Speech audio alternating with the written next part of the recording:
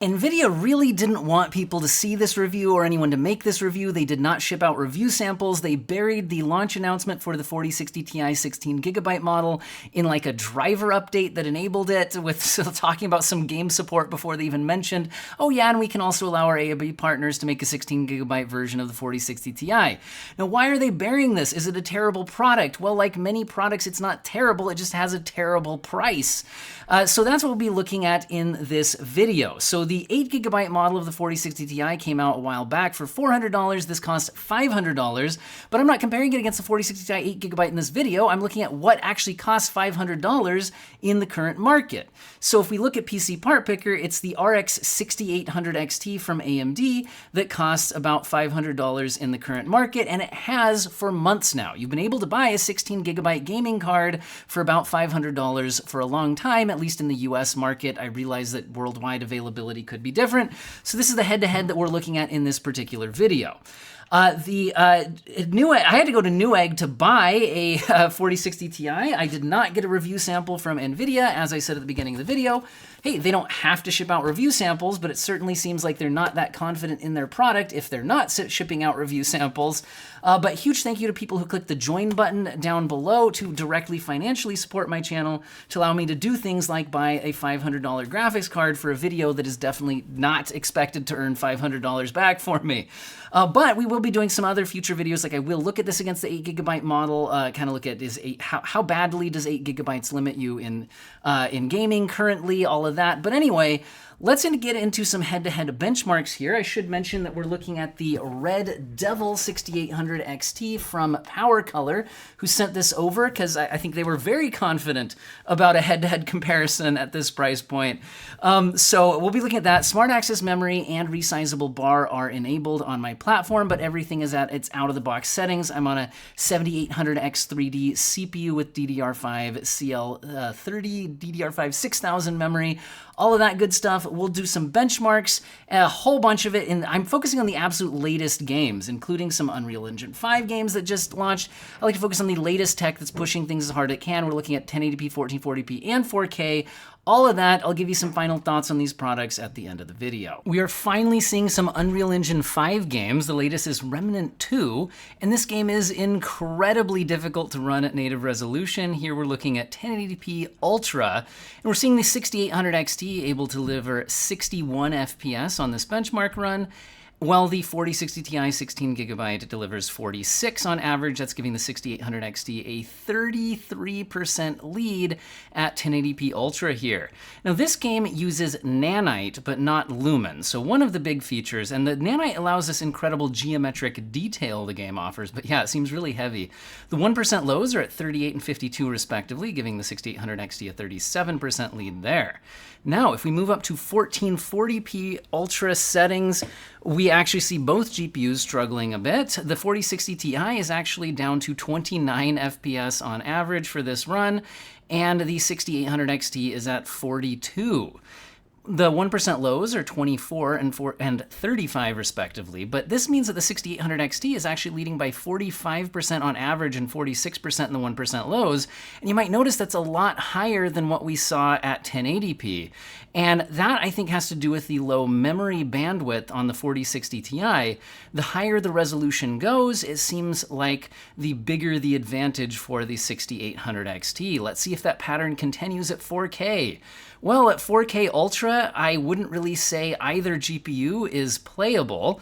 We're seeing 15 FPS versus 23. However, that is a 53% advantage for the 6800 XT, which once again is higher than what we saw at 1440p, which was again higher than what we saw at 1080p. So it seems like, again, as the resolution scales, the advantage scales for the 6800 XT. The 1% lows are 13 and 20 respectively, giving us a 54% advantage for the 6800 XT.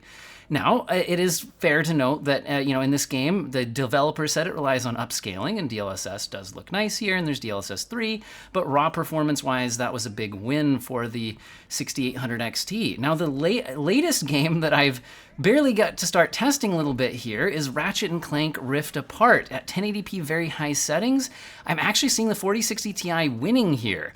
I was not expecting this, and actually if you look at the power draw on the 6800 XT, it's not using anywhere near its maximum power, even though its GPU usage percentage is showing 99% utilization. This is very strange, and it points to this game possibly having some issues at launch. Maybe we need a game update or a driver update, but we do see a 91 versus 74 FPS advantage for the 4060 Ti there.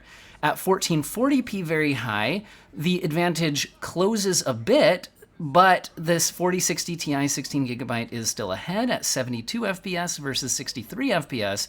And once again, if you look at the power usage on the 6800 XT, it's higher than it was at 1080p, but it's still not near its top-end wattage that it can draw. Meaning, again, I think this is pointing towards some kind of a lack of optimization at this point, either on the driver or game end or both for this title. And actually, this title has launched without ray tracing support for AMD GPUs, citing some crashing and support issues. So it really seems like this game shipped before having its AMD optimizations fully in place, which is unfortunate.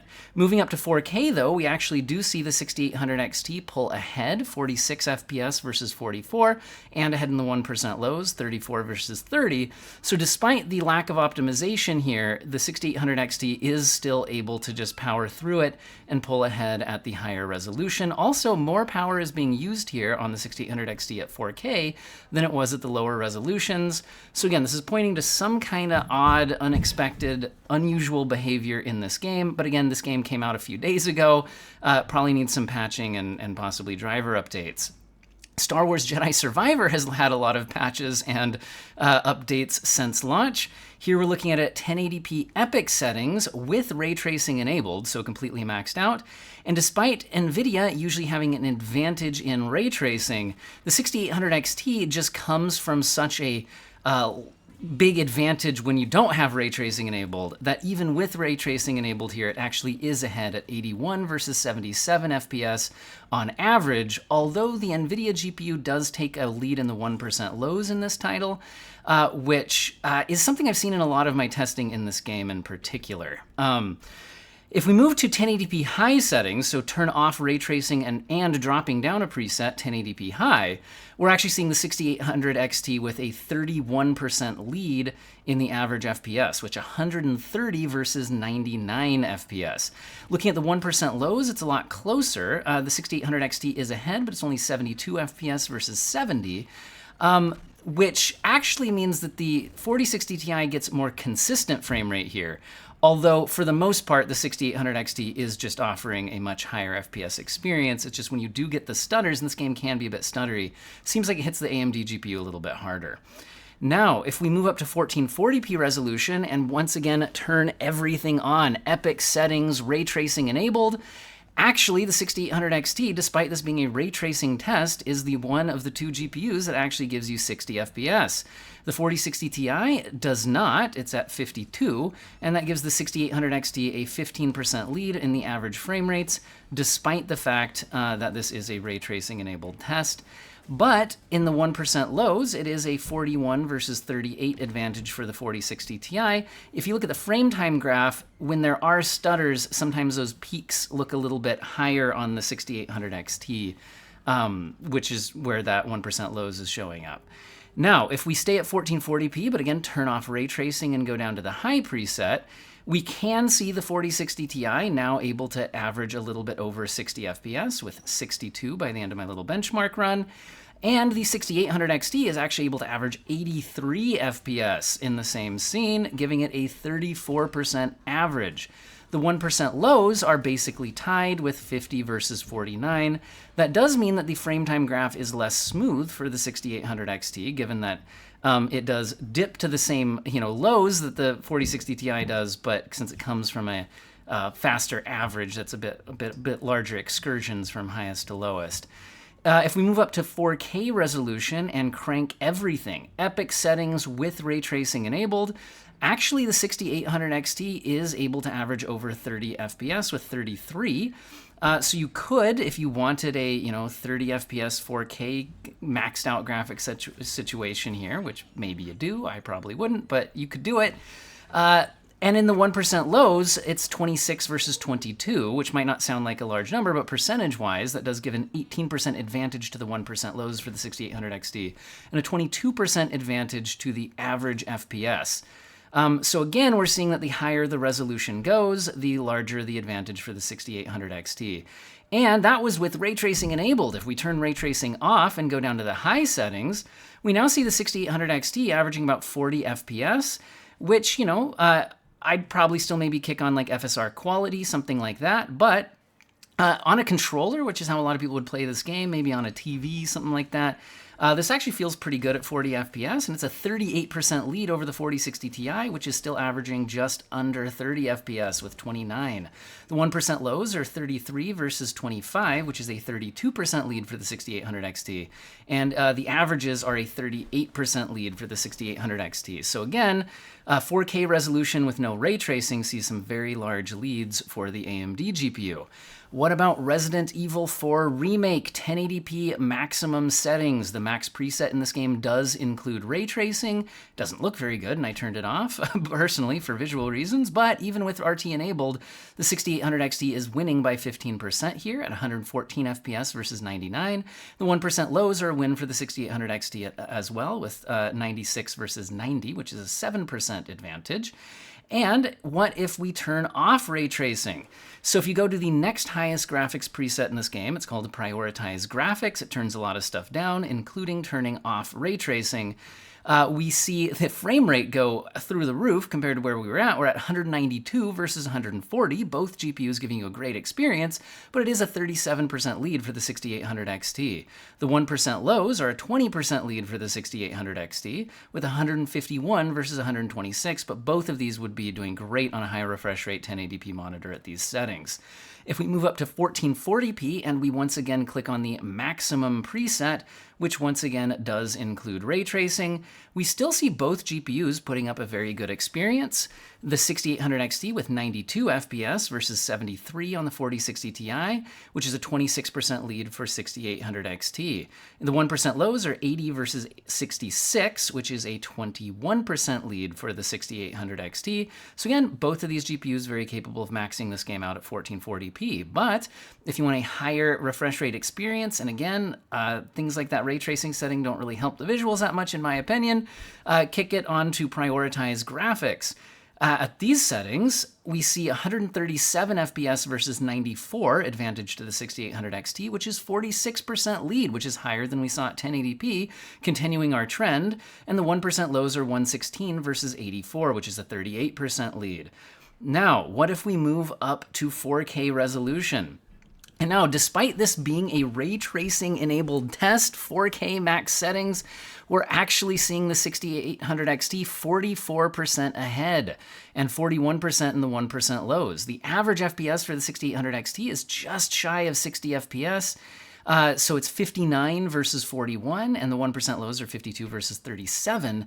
And this is really showing that at the high resolutions, the memory bandwidth on the 4060 Ti is really, really starting to struggle. And if you turn ray tracing off, the 6800 XT pulls ahead to a massive 55% lead on the average frame rates, 76 versus 49. It's a fairly high refresh rate experience versus an under 60 FPS experience.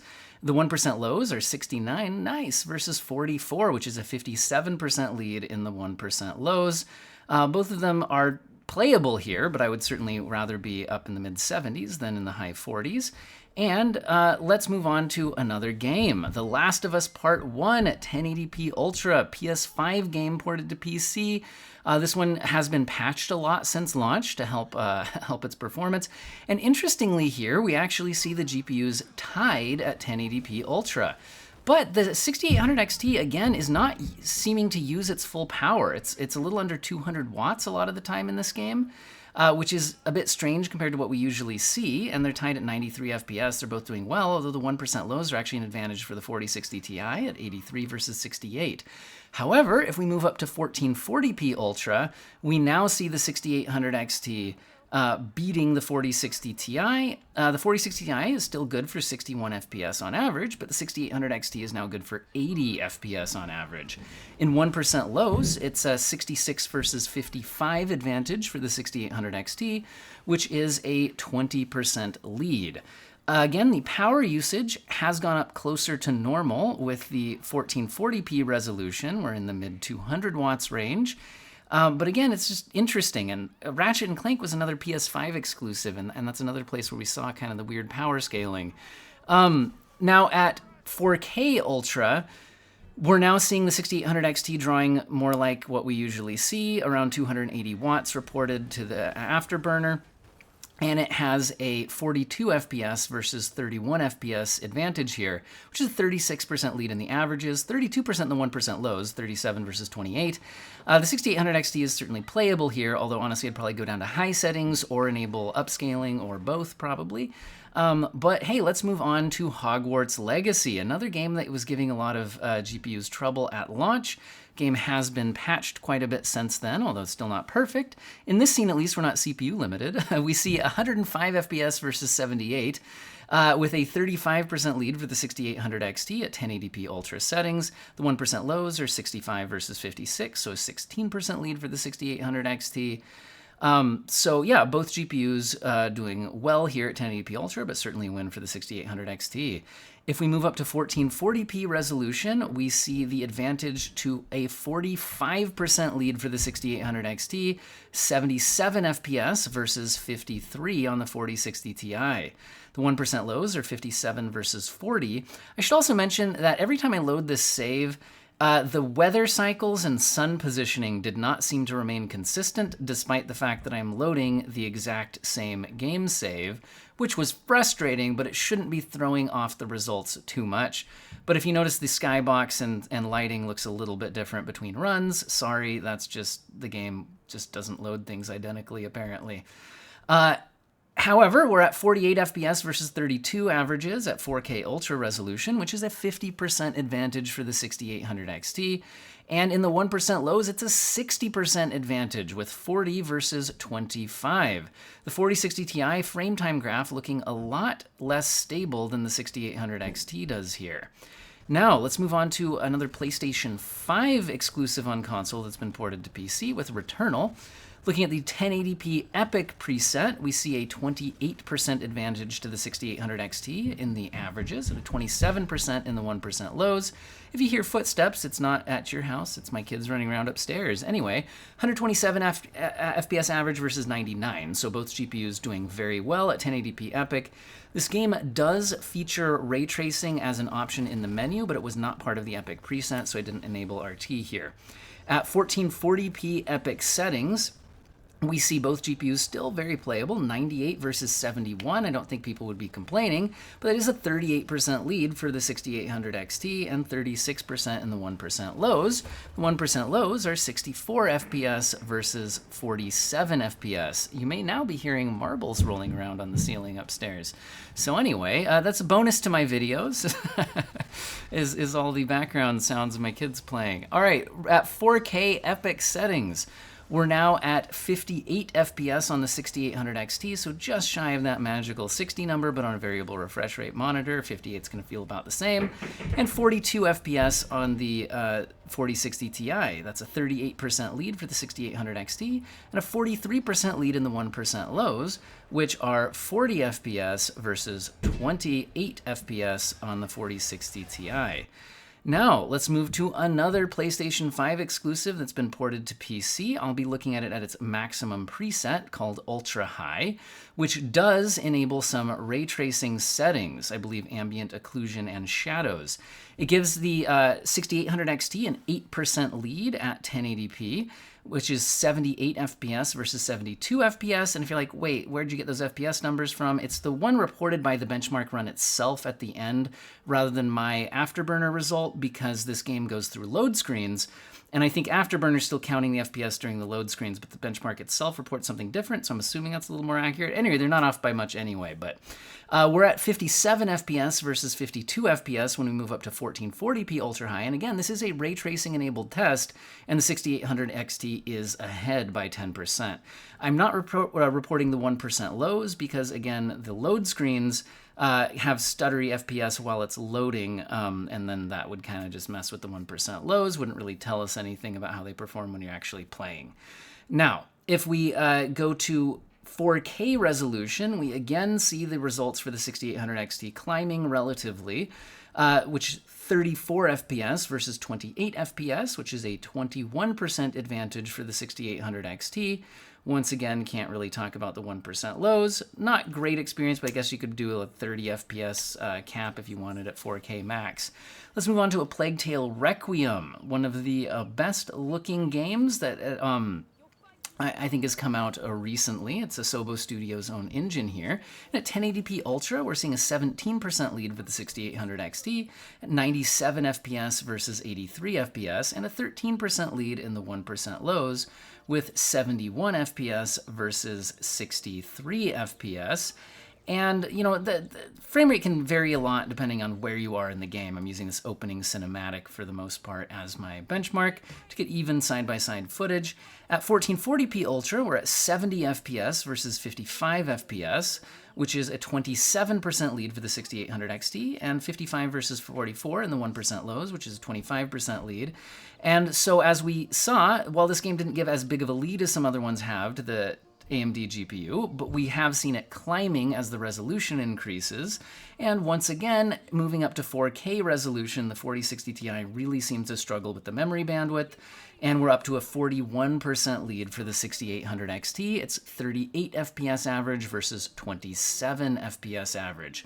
The 1% lows are a 35% lead for the 6800 XT, with 31 FPS versus 23 FPS. So once again, the 6800 XT could give you a 30 FPS 4K max settings experience, whereas the 4060 Ti couldn't. Again, you could upscale. This game does feature frame generation, all of that, but we're going to look at that stuff a little more here as we look at Cyberpunk.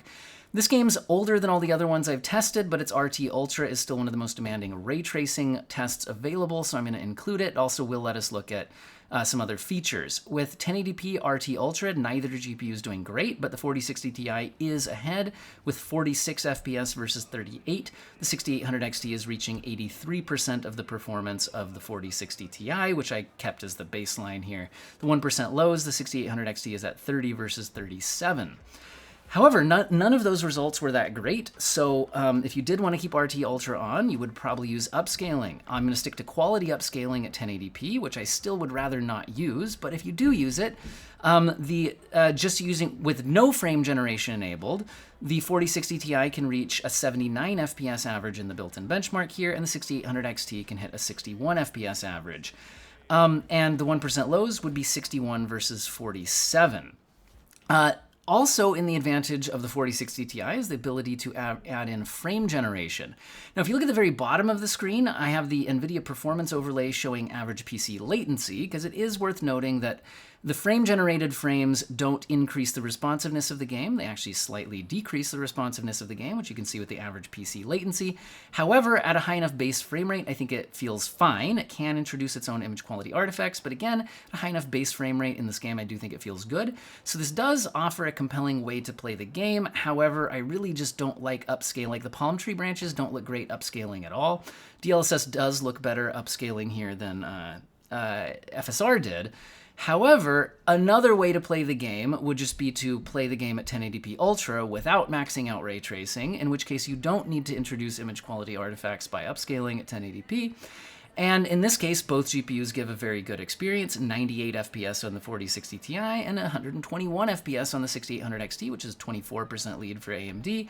The 1% lows, though, are about a tie, 74 versus 72, slight lead to the 4060 Ti there.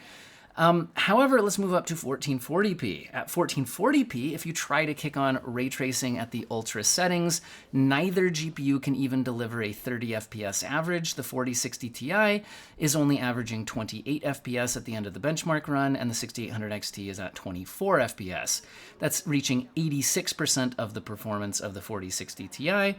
And the 1% lows are 19 versus 23. I think most people would agree that this is just not how you would want to play the game.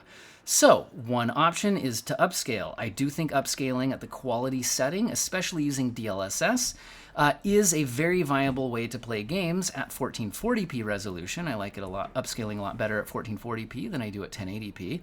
And I do think DLSS quality does have a noticeable image quality advantage over FSR2 quality, although FSR2 quality is still very usable. However, with no frame generation enabled, we're only hitting 51 FPS on the 4060 Ti and 43 on the 6800 XT. They're both playable, but not really a high frame rate experience.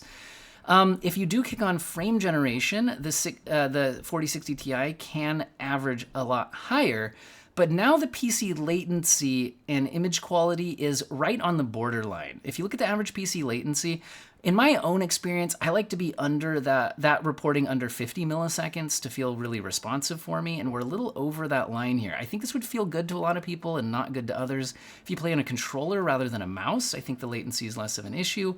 But anyway, I'm showing the frame gen results here, and it is certainly an option, but I would like a higher base frame rate there. Again, another option is just don't use RT Ultra. Just play at 1440p Ultra settings, and the 4060 Ti can average 60 FPS, although its 1% lows will drop down to 49. And the 6800 XT can average 83 FPS, although the 1% lows do drop down to 59. But that's a 38% advantage on the averages for the 6800 XT and a 20% advantage to the 1% lows. But both GPUs, again, not having to upscale to reach those results. Now, if you go to 4K resolution, once again, the 6800 XT has a larger advantage. This is a 48% lead over the 4060 Ti. However, it's only 40 FPS versus 27 FPS. I would say 40 is playable, although I'd probably adjust settings and or upscale. Whereas 26 FPS is not, 27 FPS, not so great. The 1% lows are actually a 62% advantage for the AMD GPU in this test. Let me give you some final thoughts. So some final thoughts. Well, apart from a few very isolated circumstances, this was an absolute bloodbath. The 4060 Ti got crushed in Unreal Engine 5. Granted, it's only Remnant 2. This is only featuring Nanite, not Lumen, so we'll have to see how other games go. But there are so many AAA games committed to using this engine that when we see, again, as the resolution increases, the gap increases, and we're seeing the 6800 XT ahead by 45% at 1440p. I think if you're spending $500 plus on a GPU, targeting 1440p is absolutely a reasonable thing, especially if you're looking for high VRAM capacity, all of that. That is just a massive win. Now, we didn't see that in every game. Again, it seemed like Ratchet and Clank being brand new. I think there is some kind of a support issue going on, the AMD GPU not reaching its full power potential, at least in the scene that I'm testing here, where we did see the 4060 Ti get a couple of wins, but in most games, even with ray tracing enabled, for example, what do we see here? Like 1440p epic settings with ray tracing on in Star Wars Jedi Survivor. Even with Nvidia's ray tracing advantage, the 4060 Ti is just so much weaker than the 6800 XT. It's still a win with ray tracing enabled for the AMD GPU. We saw that again in Resident Evil 4 Remake, where we saw a, again, 26% lead at 1440p max settings, which includes ray tracing. Really, you had to kick it all the way up to Cyberpunk levels of ray tracing for us to see a meaningful win for the 4060 Ti here. But again, let's look at this. If you have to push the ray tracing settings so hard that you're averaging under 30 FPS, it's kind of a Pyrrhic victory, or you might call it a murder-suicide. Yeah, we killed the 6800 XT, but our frame rate died too. However, this is also a game where I did show off the features advantage, and that's where Nvidia does still have an advantage. There is a feature advantage. If you are going to upscale, I do think DLSS does look better than FSR2 quality. That's not the main point of this video. Hardware Unboxed a number of months ago tested I think 26 games, did a very detailed analysis. Take a look at that if you're more interested in the actual image quality analysis. But I think DLSS is better than FSR, image quality wise, and then frame generation is an interesting feature. Although, as I said, if you're getting a low enough base frame rate, you'll probably get mixed results from person to person, whether you actually want to enable that or not, from both a responsiveness standpoint and from an image quality standpoint. And again, we still weren't getting that amazing of performance with these features enabled. Again, RT Ultra just being extremely demanding for the card like the 4060 Ti, which is honestly just is not that insanely powerful or anything like that. So other than those outlier sort of experiences, in general, if you just kind of look at the performance difference down here, it's all over the place, but the higher the resolution, the larger the lead tends to be on the AMD GPU. And we're bouncing all the way around from small wins up to like 50 to 60% kind of, 50% blowouts, that kind of stuff. Occasional tie, right? This just really seems like a just massive win for the 6800 XT. And usually, while I didn't always test this, enabling something like DLSS quality does not usually boost your frame rate by 45%. So even if you call DLSS quality free performance, we would often still be behind when using the 4060 Ti at 1440p versus the 6800 XT. So it's really just, I think we see why Nvidia did not want to ship out review samples of this product. However, I'll just kind of let the things play behind me while I do talk about one thing that I don't test or focus on in this channel, but I actually do think is a reason why for some people the 4060 Ti 16GB actually might be a good value GPU.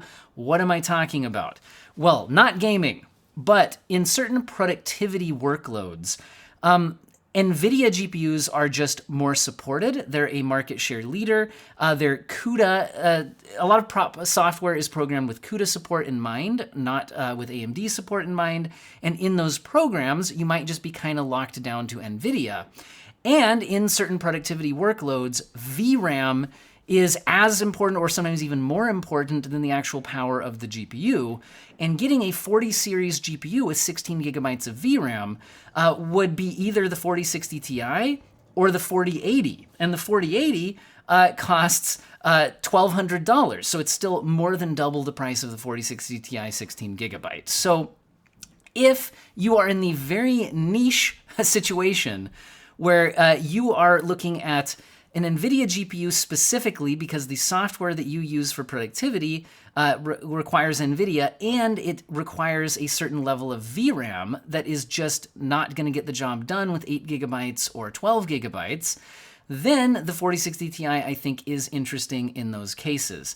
I am not an expert on that type of product, so I'm not going to go out of my way and give you specific examples of that, but I have, when I've mentioned this before I actually had a 4060 Ti in person to test, but I've mentioned it in other videos, I do have people popping up in the comment section talking about certain AI workloads, things like that, where you are in that situation. You need a certain level of VRAM to run the program, and it also runs best or only on NVIDIA hardware. So that's something to think about, and in general, productivity-wise, also something to think about. Just other feature differences, the 4060 Ti is significantly more power efficient. Here we see, under 160 watts reported.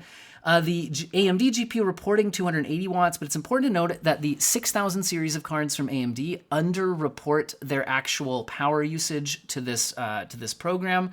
And I'm not monitoring this with like my own like hardware. I'm not monitoring the power from the wall or anything like that. This is just what's reported to my stats program. And again, AMD GPUs from the 6000 series did a little bit underreport. So the advantage is actually already noticeable here for 4060 Ti, but it would be much even more pronounced if you added in the little extra power that the 6800 XT would actually be using here. Anyway, so it's possible that if you have like a low, not very powerful power supply is I guess what I'm thinking of here, maybe you need to be thoughtful of that, or energy usage over time, that kind of thing. The 40 series also has the AV1 encoder that the 6000 series doesn't. So there are some other advantages for the 4060 Ti here, but in just raw gaming performance, the 6800 XT just seems to be the clear winner, even when, as is running behind me right now, even with a lot of ray tracing workloads, the 6800 XT is so far ahead that even though it falls back relative to its rasterized performance, it just had such a big lead, it's still ahead even using ray tracing. So anyway, All I gotta say is I think this is why Nvidia did not want to advertise these products. They did not want to ship them out for review samples. And it seems to have worked. I noticed Hardware Unboxed was able to get these on launch day and got a review out a couple days later. Guess they were more available in Australia. It took me a long time to track one down in the United States. But like I showed you, it does look like these are available now on Newegg. I just think most people should avoid them if your use case is gaming, unless the price drops. Or I guess maybe 6800 XTs might dry up, which would be unfortunate. But, you know, we're looking for that to eventually happen, for AMD to launch something else, which hopefully at least wouldn't be worse value than the 6800 XT is currently. But I also wouldn't put them that past either AMD or Nvidia in the current GPU pricing shenanigans that they've been up to. But anyway, I think I've said enough about this. Please stay tuned for a video coming in the next few days that I'm working on now, where we look at, is 8 gigabytes of VRAM enough? Because the most interesting thing for me personally with this 4060 Ti 16 gigabyte is that it gets us a chance to look at a basically identical GPU, the 4060 Ti 8 gigabyte versus 16 gigabyte, where we can actually measure how much of a performance difference is 8 gigabytes versus having more than 8 gigabytes making in current games. So you'll notice the games I tested here were a lot of the latest games. A lot of them were reporting well over 8 gigabytes of VRAM, so I'm going to be working on that footage next. So stick around, and again, a huge thank you to channel members who click the join button to support me doing stupid things like spending $500 on one of these so that you don't have to. I hope all of you have an excellent day.